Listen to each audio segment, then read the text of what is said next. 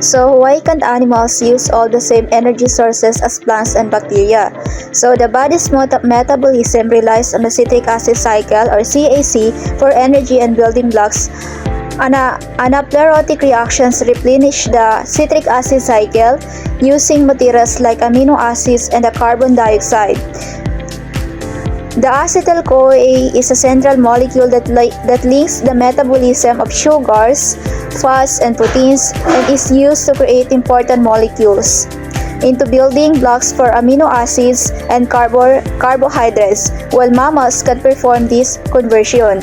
As we can remember is na-discuss ko in the citric acid in anabolism, which is yung mammals cannot perform this conversion.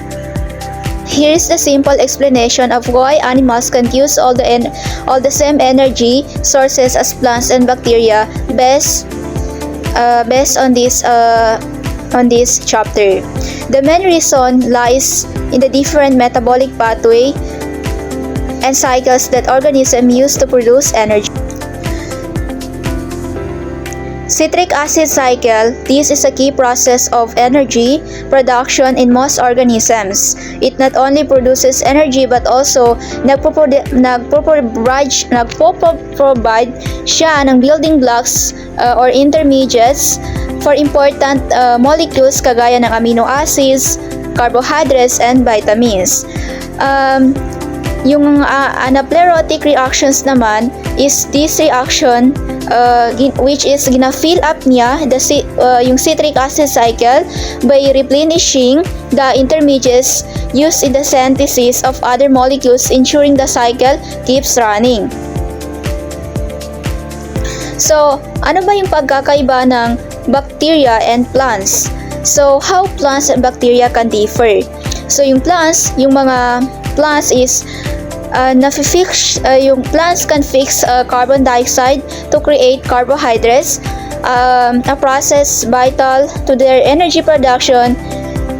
They use the glyoxylase cycle to do this. As we can see, yung na-report ko yung glyoxylase cycle, it plays a vital role in during seed germination or in the plants. In bacteria naman, many bacteria can use acetic acid as their sole carbon source, converting it into acetyl-CoA, which is then used to produce fatty acids, terpenes, and steroids. They also use the glyoxylate pathway. So, yung plants and bacteria is gumagamit din sila ng glyoxylate cycle pathway. So, why animals are different? Yung animals is incomplete conversions. Humans and dogs cannot carry out all the conversions that plants and bacteria can. For example, yung glyoxylate cycle or yung glyoxylate reaction is wala siya sa mammals. The acetyl-CoA, important is that the acetyl-CoA is a central molecule in metabolism, linking the metabolism of sugars, fatty acids, and amino acids. All these nutrients pass through acetyl-CoA to become water and carbon dioxide. And animals is meron siyang limited pathways. Animals lack certain metabolic pathway that allow plants and bacteria to use different energy sources effectively. In short, animals lack the full set of metabolic tools kagaya ng glyoxylase cycle that plants and bacteria possess, limiting their ability to use the same variety of energy sources. Now, let us proceed to another chapter, which is the citric acid cycle in lipid anabolism. The key point is that acetyl-CoA, which is both fed into or produced by the citric acid cycle and produced by the citric acid cycle, serve as a starting point for building lipids, or also known as fats. So, here are step-by-step explanation. Yung acetyl-CoA, which is siya yung starting point, the acetyl-CoA is the main building block for making lipids or yung fats. Again, the main building block for making a lipid or also known as fats is acetyl-CoA. Where acetyl-CoA comes from? Acetyl-CoA is mainly produced in mitochondria. So, napoproduce yung acetyl-CoA sa mitochondria. It can come from breaking down carbohydrates via pyruvate or from breaking down fatty acids. Getting acetyl-CoA out of the mitochondria, the reactions that build lipids happen in the cytosol. So, nangyayari siya in the cytosol. The fluid, it is the fluid part of the cell outside the mitochondria. Acetyl-CoA needs to get from the mitochondria to the cytosol. There isn't a direct way to transport acetyl-CoA across the mitochondrial membrane. Instead of transporting acetyl-CoA directly, it is converted into citrate in the mitochondria, which is yung citrate can cross the mitochondrial membrane and enter the cytosol. Yung citrate cleaves in the cytosol. Once in the cytosol, citrate is broken down by the enzyme called ATP citrate lyase. These reactions requires siya to use ATP or energy and produce acetyl-CoA and oxaloacetate. The reaction is citrate plus acetyl-CoA plus ATP, and which is yan yung reactant. And the product will be acetyl-CoA plus oxaloacetate plus ADP and inorganic. In the lipid anabolism, the acetyl-CoA produced in the cytosol is used to build fatty acids, which are then used to make lipids. This is a lipid anabolism, building up fats. So, the lipid anabolism, it builds up fats. In summary, the citric acid cycle is nag-provide siya ng intermediates like citrate or citric acid. Yung citrate is transported out to the mitochondria. In the cytosol, yung citrate is broken down to release acetyl-CoA. This acetyl-CoA is then used to build lipids.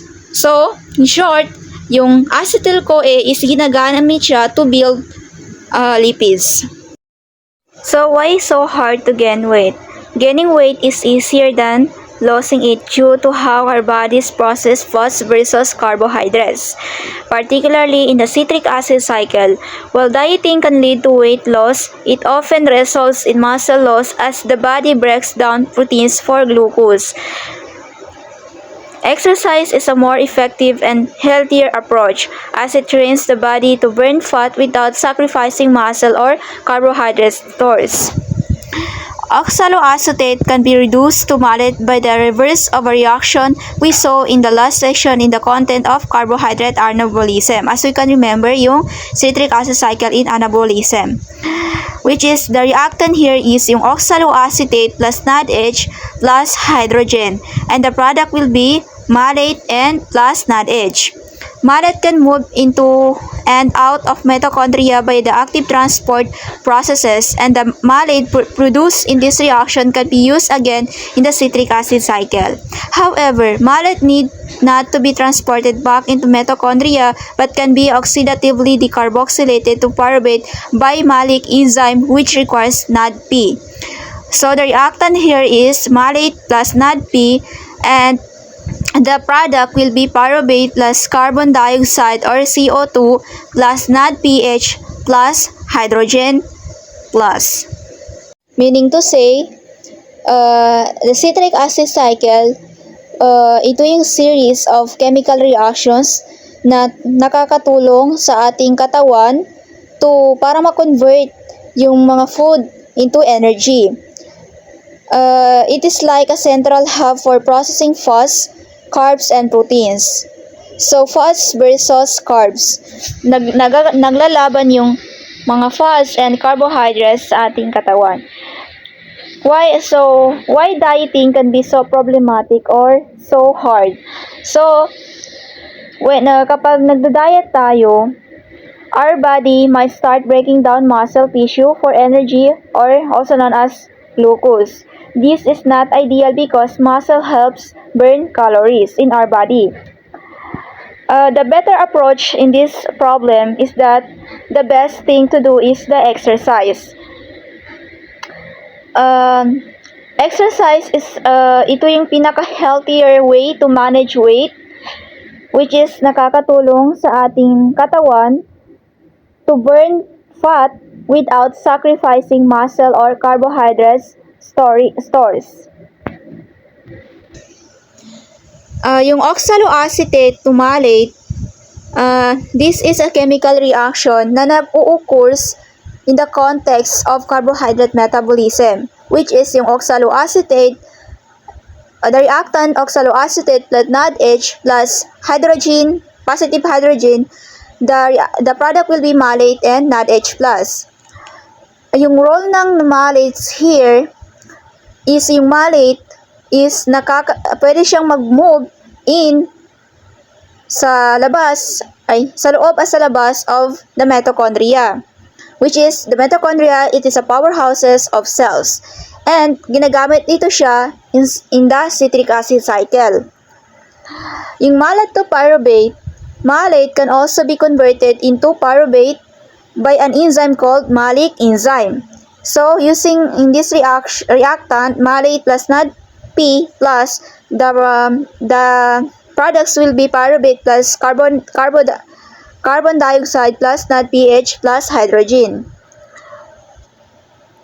Meaning to say, these images or this cycle, it suggests that gaining weight involves complex processes related to how our bodies handle fats and carbs. Dieting alone can lead to muscle loss, which is not good for long-term weight management. Exercise, ang pinaka-better na gawin is yung exercise is a better approach because it helps burn fat while preserving muscle. So, understood? Now, let us proceed. These last two reactions are a reduction reaction followed by an oxidation. So, there is no net oxidation. There is, however, a substitution of NADPH for NADH. This last point is important because many of the enzymes of fatty acid synthesis require NADPH. The pentose phosphate pathway, which is na-discuss siya in the 18.4 chapter in the gluconeogenesis, is a principal source of NADPH in most organisms. But here we have another source which is discussed in the figure 1931 or chapter 1931. As we can see, the reactant here is oxaloacetate. Meron siyang 4 carbons plus NADH plus hydrogen. Then, using the enzyme that catalyzes this reaction, the malate dehydrogenase, the product will be malate. So, meron siyang 4 na carbons plus NAD plus. And yung malate naman is mag-undergo siya, which is nagiging reactant yung malate plus NADP. Using the malic enzyme, the product will be pyruvate.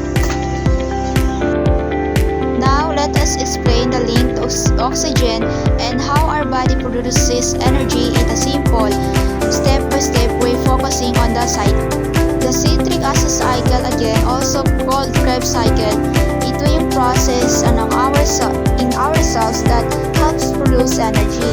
It needs oxygen to work well, which is why it is called aerobic metabolism. Now, here the starting point is the glucose. Our body breaks down sugars from food into smaller molecules like pyruvate during a process called glycolysis. Then the pyruvate then goes into the mitochondria, the powerhouses of the cell. The formation of acetyl-CoA again, inside the mitochondria, pyruvate is transformed into a molecule called acetyl-CoA. Acetyl-CoA is now combined to the molecule called oxaloacetate to make citric acid or citrate. This cycle involves a series of chemical reactions that break down acetyl-CoA. During these reactions, energy is captured in the form of molecules called NADH and FADH2. Carbon dioxide is released as waste. Yung role ng oxygen here, the NADH and FADH2 molecules is dinadala niya or carry energy to another part of the cell called the electron transport chain. So now here, oxygen is used to help produce a lot of ATP, the energy our body uses for everything. Oxygen combines with electrons and hydrogen ions to make water as a waste product. In short, food gives us glucose, which is broken down to produce energy. Oxygen helps this process work efficiently, giving us the power to do everything we need. And this is the end of my report. Thank you for listening.